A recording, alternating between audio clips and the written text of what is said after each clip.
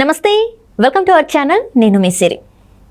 Strong రూమ్లో ఉన్న EVM మిషన్స్ని Israel టెక్నాలజీతో ట్యాంపరింగ్ చేసే అవకాశం ఉంది అన్నట్టుగా వార్తలు వస్తున్నాయి. దీనికి ఒక ఐపీఎస్ ఆఫీసర్ కూడా సహకరిస్తున్నట్టు కూడా వార్తలు వస్తున్నాయి. ఇందులో ఎంతవరకు వాస్తవం ఉంది అనేది మనకు వివరించడానికి మనతో పాటు ఉన్నారు ప్రముఖ senior journalist, political analyst CS Rao గారు.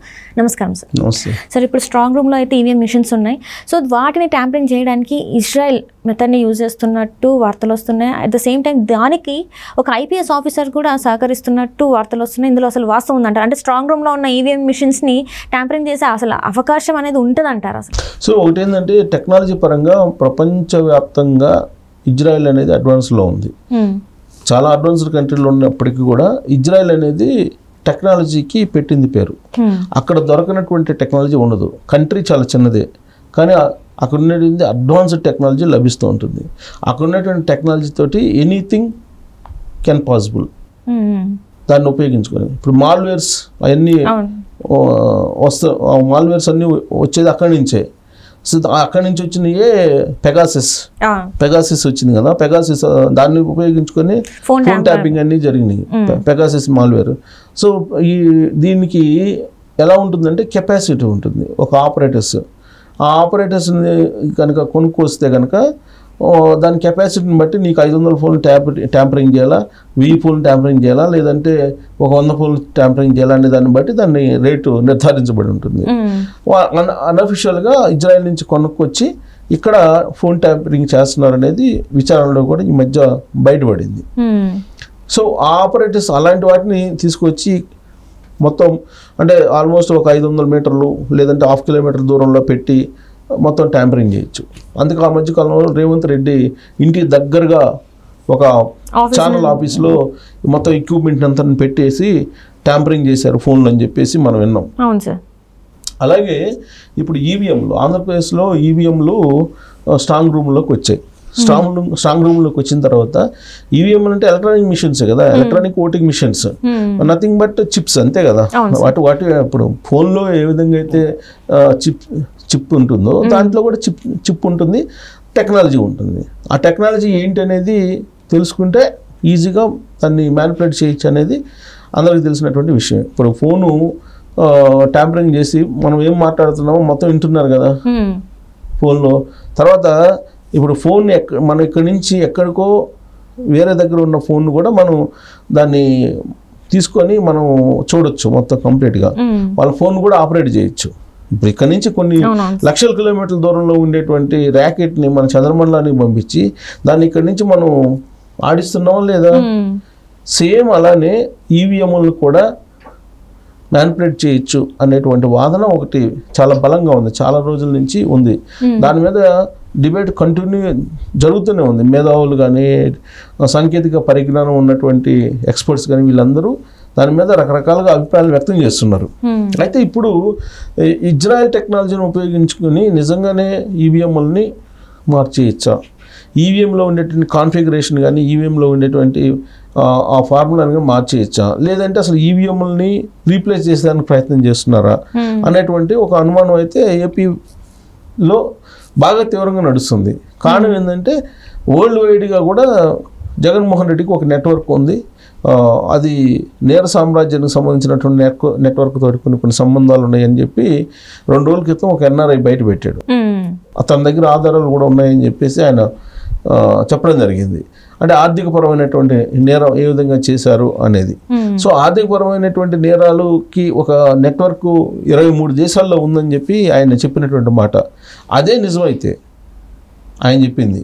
ఈ 23 దేశాలలో ఆర్థికపరమైన నేరాలతో పాటు సాంకేతికపరమైనటువంటి నేరాలకు కూడా సంబంధించి కూడా ఉంటారు, ఉండకుండా ఏముంటారు కదా. ఆర్థికపరమైనటువంటి నేరాలకి 23 దేశాల నెట్వర్క్ ఉందంటే నెక్స్ట్ అధికారంలో రావడానికి ఈ సాంకేతికపరమైనటువంటి టీం కూడా ఉండదని చెప్పి అనుకోలేం కదా.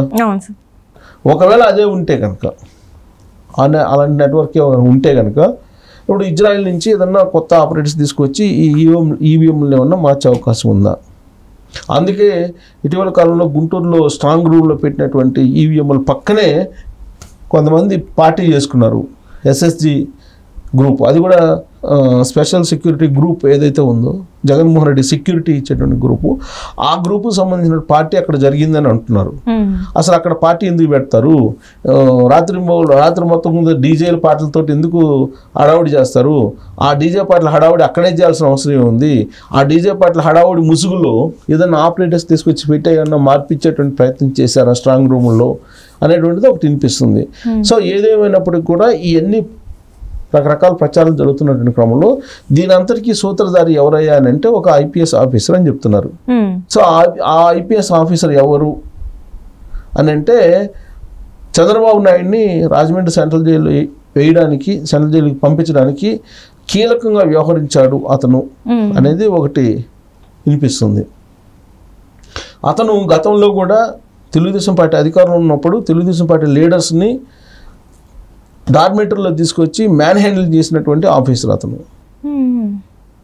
ఆ తర్వాత అతను అనేక మంది తోటి లేడీస్కి సంబంధించినటువంటి వ్యవహారాల్లో వివాదాస్పదంగా మారినటువంటి అధికారి కూడా అతను.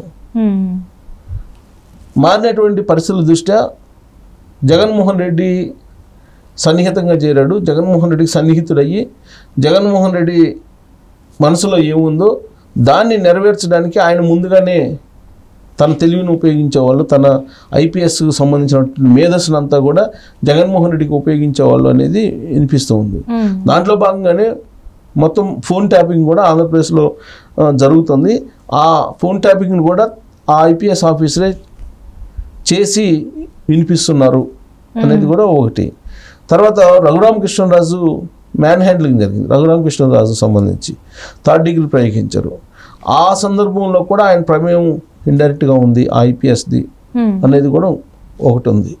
సో ఇప్పుడు ఆయన టెక్నాలజీ పరంగా కూడా తనకి స్వేచ్ఛ ఉంది. ప్లస్ ఇంకో రకరకాల దేశాల్లో ఎక్కడెక్కడ ఏమున్నాయి ఇలాంటి సాంకేతికపరమైనటువంటి ట్యాంపరింగ్ విషయంలో అనేది కూడా ఆయనకు అవగాహన ఉంది అనేది ఒకటి పోలీస్ వర్గాల్లో వినిపిస్తూ ఉంది. ఎందుకనంటే ఆయన నిఘాకు సంబంధించినటువంటి అంశాల్లో ఆయన చాలా కాలంగా నిష్ణాతులుగా ఉన్నారు.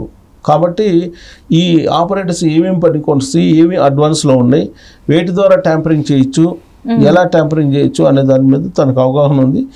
ఈవీఎంలని ట్యాంపరింగ్ చేయటము లేదంటే రీప్లేస్ చేసే అవకాశం ఉంటే కనుక అది ఏ విధంగా ఈజీ చేయాలనేది ఆయన ఐపీఎస్ మైండ్ ద్వారా వైసీపీ వాళ్ళు చేస్తున్నారు అనేది ఇంకోటి వినిపిస్తూ ఉంది. సో మొత్తం మీద ఏంటంటే కీలకంగా ఐపీఎస్ మారాడు. ఈ ఐపీఎస్ ద్వారానే స్ట్రాంగ్ రూమ్లో ఉండేటువంటి ఈవీఎంలని ఏ విధంగా చేంజ్ చేయాలి లేదంటే ఏ విధంగా వాటిని మార్చుకోవచ్చు అనే దాని మీద ట్రయల్స్ వేస్తున్నారు. ఆ ట్రయల్స్ అయితే ఇప్పటివరకు ఫలించలేదు, కానీ ఫలించేటువంటి అవకాశం ఉంది అనేది కూడా కొంత వినిపిస్తుంది కొన్ని చోట్ల. సో నిజంగా ప్రయత్నాలు చేస్తున్నారా అని అంటే మాజీ ఎన్నికల కమిషనర్ ఉన్న నిమ్మగడ్డ రమేష్ కుమార్ గారు మాత్రం స్ట్రాంగ్ రూముల్లో ఉన్నటువంటి ఈవీఎంలని అంత ఈజీగా కదిలించలేరు. మూడంచెల భద్రత ఉంది, కనిపిస్తే కాల్చివేత ఉత్తర్వులు కూడా వాళ్ళకు ఉంటాయి, కాబట్టి అంత ఈజీ కాదని చెప్తున్నారు. కానీ ఆయన నటోరియస్ క్రిమినల్ మెంటాలిటీ ఉన్నటువంటి కొంతమంది ప్రజాప్రతినిధులు కానీ లేదంటే ఈ పోలీస్ ఆఫీసర్స్ కానీ ఒకటి అయినటువంటి క్రమంలో ఏదైనా పాసిబుల్ అవుతుంది. కాబట్టి ఆ దిశగా వీళ్ళు ప్రయత్నం చేస్తున్నారు అనేది వినిపిస్తూ ఉంది. సో ఆ ఐపీఎస్ అధికారి సూచించేటువంటి సూచనలు సలహాల మేరకే ఈ ప్రయత్నం అయితే జరుగుతుంది. ఇది లాస్ట్ ప్రయత్నం వాళ్ళకి. సో ఈ ఆల్రెడీ ప్రజాక్షేత్రంలో పల్స్ ఎలా ఉన్నది వాళ్ళకి అర్థమైపోయింది. సో కాబట్టి ఆల్టర్నేటివ్ మెథడ్ ఏదైతే ఉందో దాన్ని ఆ ఐపీఎస్ ద్వారా వాళ్ళు వెతుక్కుంటున్నారు అంటున్నారు. సో ఐపీఎస్ ఆల్రెడీ నేను కొన్ని హింట్స్ ఇచ్చాను. ఐపీఎస్ ఎవరు అనేది అందరికీ తెలుసు. సో ఐపీఎస్ ఆల్రెడీ ఇప్పుడు ఎన్నికల విధులకు దూరంగా ఉండాలని ఎన్నికల కమిషన్ ఆర్డర్ వేసింది. అందుకని ఆయన ఎన్నికల విధులకు దూరంగా ఉంటున్నారు. రాబోయే రోజుల్లో మళ్ళీ వస్తారు ఎన్నికల విధుల్లోకి. అయితే ఎన్నికల విధుల్లో రాకపోయినా మామూలు సాధారణ విధుల్లోకి అయితే వస్తారు. సో ఆయన ద్వారా ఇవన్నీ నడుపుతున్నారు అని తెలుస్తుంది. నిజంగా ఆయన ఇజ్రాయెల్కి సంబంధించినటువంటి అడ్వాన్స్డ్ పరికరాలను తీసుకొచ్చి ఈవీఎంలు ఏమన్నా మ్యానిపులేట్ చేసే అవకాశం ఉందా అని అంటే చాలా వరకు లేదంటున్నారు. కానీ బట్ ఏదో మూలన ఒక అనుమానం అయితే ప్రజల్ని వేధిస్తూ ఉందని చెప్పి మనం చెప్పొచ్చు. Right sir, right. Thank you so much sir. Thank you.